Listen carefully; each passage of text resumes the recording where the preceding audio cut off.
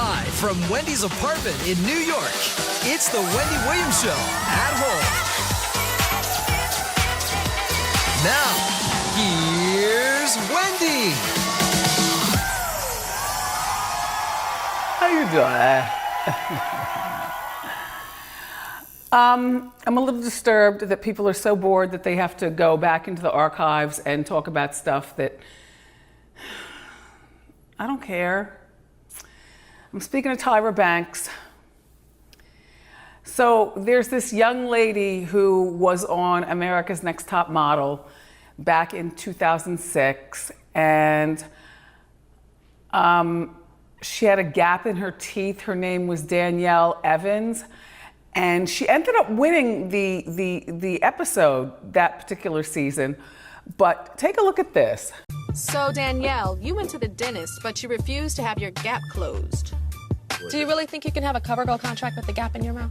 Yeah, why not? This is all people see. It's easy to reach beautiful CoverGirl. It's not marketable. Yeah, just a little bit is okay, but I don't want to completely close it. Well, I guess she just left the gap wide open for another girl, baby. I agree. Okay, so, you know, Tyra is always, well, when that show was on, was always hard on the models. But, you know, Tyra and Miss J and them, I guess, you know, they knew what modeling was for 2006. And Tyra's been a model all of her life. But there have been gap tooth people to go along and become world-class models, like Lauren Hutton. You know, Madonna's not a model, but certainly, you know, she opens and closes her gap when she wants to.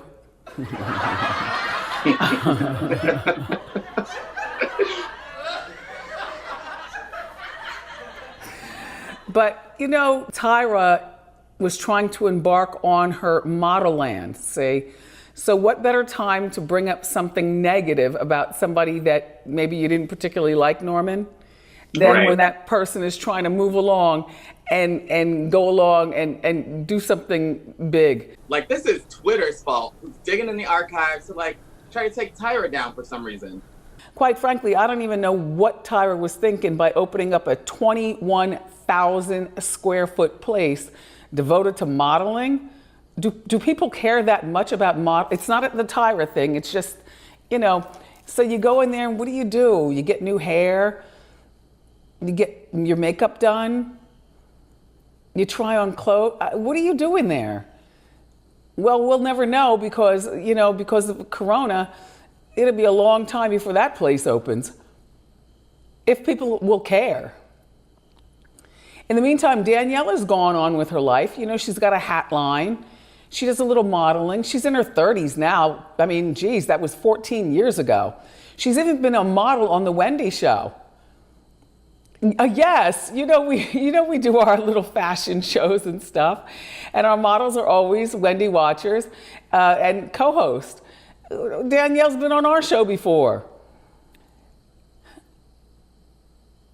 but I would like to see what Danielle, because now Danielle does want to talk about what it was like being on America's Next Top Model, and we don't have to talk about the gap in the teeth. I want to hear her talk about the time when Tyra had somebody dress up in blackface. You know, what was behind that? What were people really thinking? And the time when one of the girls in the competition's best friend died, and Tyra made the girl do a photo shoot in a graveyard. That whole world is just so weird to me. It's just, you know, I'd rather watch it from afar and not know anything except, you know, when you open up the magazines, you see the pictures and things like that.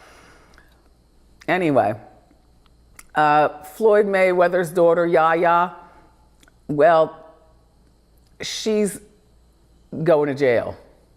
And there's nothing that her father's money can do to keep her out. This is like really bad, man. I already told you this story about how Yaya, while she was supposed to be quarantining, no. She goes over to her boyfriend's house. NBA, what's his name? NBA Youngboy. Never broke again. NBA YoungBoy. Good music, but 4 kids and 3 babies' moms. Is that correct? Yeah. Okay, so he was at his house, 1 o'clock in the morning, laying up with one of his baby's moms. They weren't doing anything. They were laying on the couch watching TV. Next thing you know, Mayweather's daughter, Yaya, shows up and comes right on in the house and is like, who's this? Who's this? This is my boyfriend. Why are you laying up in here? Well, it's one of his baby's mothers. He's tethered to her for the rest of her life. They're telling me to say alleged, but you can read and find out. This is nothing alleged, but okay, alleged. So the Mayweather girl gets so upset and caught in her feelings, she goes to the kitchen, and the fight goes to the kitchen with the 2 girls. Yaya grabs not 1 but 2 knives and begins stabbing at the baby's mother. Allegedly. Allegedly. Anyway, so now the girl that Yaya stabbed, okay, she says that her hand is paralyzed. This is why this girl's going to jail. Her name is Lapatra Jacobs, and she made a video where she's trying to show us how she can't move her hand. Look at her. Yaya was charged with aggravated assault with a deadly weapon. This girl did go to the hospital. She's got all the receipts from the healthcare workers. While everyone was supposed to be quarantining, well, NBA YoungBoy and the girl Lapatra, they were. But Yaya's going to jail. She faces what, 5 to 99 years? 99. Well, that's a little excessive, but you know, she's going to do some time. That'll learn her. I never realized how many people that I know who love to gamble. Do you know that since we've been on quarantine, I know a lot of people in my personal life who, you know, we're talking on the phone. I was like, all right, so what are you doing? What are you doing? I'm like, oh, you know, I'm putting away my winter coats. Winter's over. I'm putting them all away. And what are you doing? They're like, I'm gambling. You know, I just lost this amount of money, or I just won this amount of money. Do you know gamblers, Norman? Yeah, a couple in my family. Yeah. The gambling is big during quarantine because all you have to do is get on your phone or get on your computer. Right. And just gamble away. Right. Bet on black. You could play blackjack and all that stuff. Something was bothering me, you know, because you know I love my hip hop. Something was bothering me and it didn't keep me awake, but it was bothering me. Remember when we were talking about the GOAT LL Cool J? Yep. And remember when I said that I interviewed him? He was the first rapper I ever interviewed when I was a young girl in college. Uh-huh. And he came up and, you know, he was just a rapper from Queens and nobody knew him. And he was trying to blow up. And I said that I believe the big song he had out was Mama Said Knock You Out. I think you said Rock the Bells. Whatever I said, it was all wrong. So it was, I need a beat. Now you look that up. Taking it way back. Okay, no, that was his first. I Need a Beat was the song. And it was bothering me. It was bothering me. And I was like, damn it, man. It wasn't Rock the Bells. It wasn't Knock You Out. It wasn't it was, I Need a Beat. There you go. Anyway, there's a Texas salon owner who will be spending a week in jail and owes $7,000 because she opened up her salon because she's got kids to feed. See, okay, her name is Shelly Luther. Shelly Luther has a salon and she violated the order to keep the salon closed. But, you know, finally she was like, I don't care. I've got mouths to feed and I've got workers to employ and this is how I make my living. So she opened up her salon, she started doing hair, the cops showed up, Then, in front of the cops and everybody, she tore up. She tore up her cease and desist order and threw it up in the air like a ticker tape parade.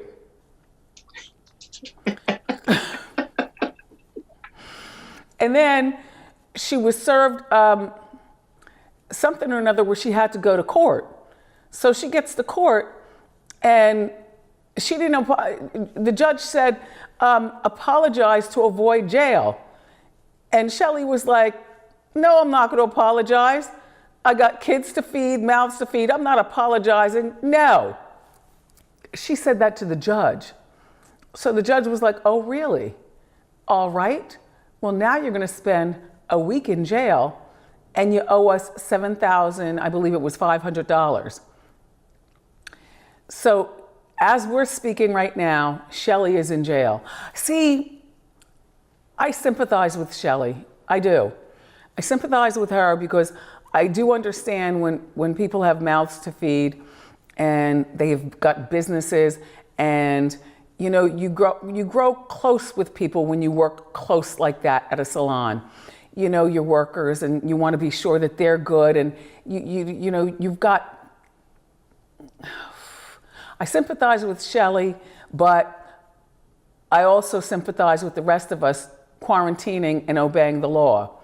The weird thing is that the very next day, the governor of Texas, this happened in Texas, the governor of Texas said, all right, everybody, hair salons are now open.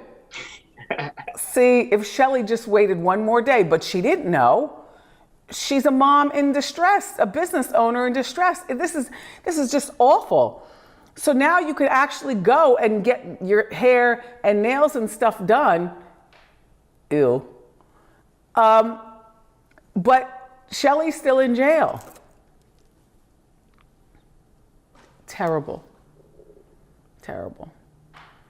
So Adele just celebrated her 32nd birthday and she's showing us her birthday picture. This is her after losing 100 pounds. You know, she's single and she has her baby and I think she looks terrific. She's supposed to come out with an album. I don't know when the album will come out. I'm sure you'll be waiting because it's going to probably be all about the divorce and the heartache and the good times and the bad times and whatever. But I think she looks great. She said she lost the weight for her son, you know, so she'd be nice and healthy. But I also suspect she lost the weight so, you know, her ex-husband can look at her like, oh, damn, you know? Do I hear you laughing, Dion? It's Dion Cole, everybody. Hi, Dion. Hey. Hey, Wendy, how are you? I'm doing okay. How are you? I'm good. I was just laughing at that last story that you said. But look, Dion, don't you think Yaya Mayweather's going to do some time? I think yeah. so. But, I mean, you know, that's how it goes. Floyd's money is long, but I don't think it's going to get her out of this one. Nah, I don't think so neither. I think this is going to be a tough one right here, man. But, yeah. you know, it's laws, man. It's laws. We all abide by laws. So, you know, that don't, everybody got to do it. So you're in the house by yourself? Yeah, I'm by myself. I had a little quarantine thing come through, but I don't think I was feeding her right. So I think she quit coming through because all I got is peanut butter and ramen noodles. I think I was feeding. Well, the thing is that then we can be better people for the people that we date once we get out of quarantine. Yo, that's real though. Once I get out of here, I think I'm gonna be very more mild-mannered and less temperamental than I have been before. I'm gonna be very chill. That's what I'm gonna do. Yes. Yeah. Yes. I'm a whole different approach about everything. Just me as a person. I heard that, and you and I are a bit of germaphobe even before Corona. Yeah. But I heard that one of your fans touched you the other day. I was at the post office and somebody saw me and was just like, yo, I love your work, man. It just, yo, keep up the good work. And I was like, dude, get your ass off me. Like, I appreciate the love, but don't touch me, man. Like, yo, what are you doing? You ain't been reading the news? Like, yo, I'm not going nowhere no more, like forever. I'm just gonna stay in because I freaked out. I went home and washed my shoulders until they bled, I think. I was like, oh God. Now, and you're also a snitch.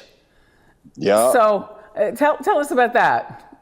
If you throw on a party, if I ride by your house and you got more than 5 cars in front of your house, I'm calling the police. Because you having a party, and I know it, and you shouldn't be gathering. So everybody, if there's more than 5 cars, that's a party. And I'm calling the police on you. I'm calling police on everybody. Even in the grocery store, if there's too many people, I'm gonna call the police and be like, they let in a few too many people in this grocery store. I need you to come regulate. Well, you know, one of the things that you've done for all of us, and I'm sure people could definitely use this during this quarantine time, that hair scratch. Yes, I have it all the time. Did you use yours? It's upstairs. I keep it on my bedside. Yes. Thank you very much. Yeah, you just dig it. Yeah. It's good. You just scratch. Yes. It's very good. My Easy Scratch. Easy-scratch.com. You got to get one, ladies. Put it in your repertoire. It's very good. You're by yourself. Your son is in Chicago with his baby's moms. And I know you've got love for Chicago and the people. My mom too. My mother loves you. Hey, Charlene, how you doing? Yep, my Hi, son, Charlene. everybody. Mm-hmm. I understand you're doing a telethon to benefit Chicago. Tell us about that. I am. So I've been doing everything possible in order to like bring joy to everybody's lives. Every Sunday, I got this thing called Sunday Service Disco Sunday Service, where I DJ live at 11 o'clock West Coast time to bring joy to people. Come listen to that. Also, in Chicago, we are doing a telethon to raise money to provide money for all the nurses and workers and everybody, man. And we got everybody in Chicago. Chicago's been hit so hard with this. And we're raising money for everybody, man. We got everybody that's gonna be a part of it. We got Common, the band Chicago. We're talking to Mayor Lightfoot, who's a G. You know Mayor Lightfoot, our Chicago mayor. She everybody be calling her a gangster. This how she stand at podiums. She stand at podiums like this. She'd be like, yeah, so this is what we gonna do. And you know, like so she's gonna be a part of it, man. And we got everybody involved, man. And all Chicago big heads, man. We're gonna raise money and it's gonna be amazing, man. I can't wait to host it. So it's gonna have a good time. Shout out to Bob Title too. Yeah. Well, thank you, Dion. It's always nice to see you. Wendy, wink, wink. you are, yes, always nice to see you, Wendy. You know how we do, Wendy. Well, we haven't done yet, but maybe one day. Yes, with your fine ass. Take care of yourself. Thank you so much for dropping by. Thank you, beautiful. Talk to you soon. Bye, Dion. Now it's time for Ask Wendy. Hey, Wendy, how you doing? I love your kitchen. Thank you so much. Thank you. I just moved in a couple months ago, and I'm so grateful to be in this space. It's beautiful. Yeah, so now what's your name? Where are you from? What do you do? My name is Jubilee. I'm from Brooklyn. Woo woo. And I am a leadership consultant, among other things. Okay. And so my question for you today is, I am a mother of 2. I got 2 boys, Sid and Zach. They're 9 and 10 years old, love playing video games. My rule during the school year is no video games during the week, right? Only on weekends. But now, since the pandemic hit, we're home all day long, right? And so my 10-year-old is begging me to allow him to play video games during the week and even during the day. Should I be a cool mom and let him? Because I've been telling him no, Wendy, no. Well, you know, Jubilee, I don't think it's a matter of being a cool mom, but I think that the rules have changed for all of us in certain ways of our lives. I would say let him play, whether it's day or night. But he's got to do his schoolwork first. He's got to clean up his room in his new apartment. You know, he's got to put his dishes in the sink. Because at 9 and 10, they certainly do not help mom around the house. They do. You They know? help me. Yeah. So it's got to be a trade-off. And yeah, let him play. But you know what? Keep the same mom rules. It's not about being cool. It's about adapting in the new times and explaining to them that when times get back to somewhat normal, they will be back to weekends with the games. Thank you. You're very welcome, Jubilee.